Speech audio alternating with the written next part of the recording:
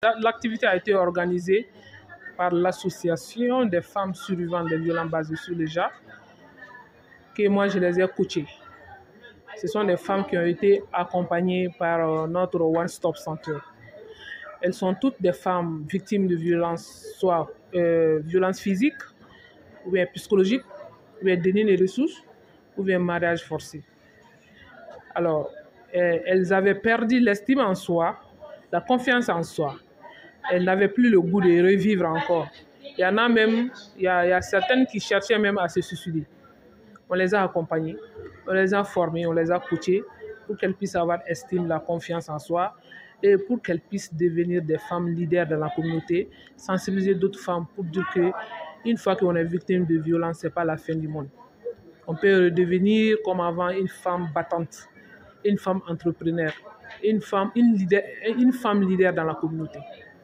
Raison pour laquelle on a organisé cette association pour montrer à la communauté qu'après les violences, on peut devenir une femme forte, une femme résiliente, une femme qui peut être ministre, une femme qui peut être gouverneur, une femme, pourquoi pas une femme présidente. C'est ça l'objet de cette activité. On a fait tout pour que ça soit célébré un 8 mars, qui est la journée internationale des droits des femmes, qui est une journée qui magnifie la femme, qui montre qu'est-ce que la femme fait, qui montre qu'est-ce que la femme subit, pour qu'ensemble, on puisse trouver une solution à leurs problèmes. J'ai 3 grands messages à lancer.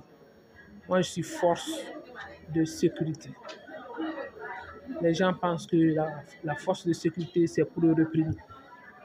Je vais dire à la communauté aujourd'hui, comme vous avez vu dans la salle, et la gendarmerie et la protection civile et la police ne sont pas là que pour le réprimer. Nous sommes là aussi pour assister. Nous sommes là pour accompagner.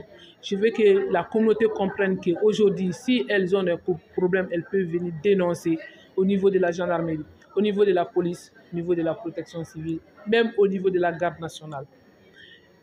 C'est le premier message. Le deuxième message, c'est à l'endroit même des femmes, des hommes et des enfants qui sont victimes de violences. Venez dénoncer. Si vous ne dénoncez pas, on ne peut pas savoir que vous êtes en train de vivre de l'enfer. Si vous dénoncez, on peut vous accompagner. On peut vous apporter une solution. Les femmes que vous avez vues ont eu le courage de venir dénoncer.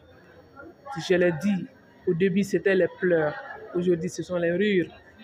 Donc, je demande à la communauté de dénoncer les violences basées sur le genre. C'est une réalité. Et il y a une solution. Il y a toujours une solution à un problème, sauf si le problème est mal posé. Le troisième et dernier message, ça c'est à l'endroit de l'État. Que l'État réprime les auteurs de ces violences-là. Les auteurs de ces violences-là sont impunis. Il y a l'impunité. Quand tu tues, on doit te tuer. Quand tu blesses, on doit te punir, on doit te blesser.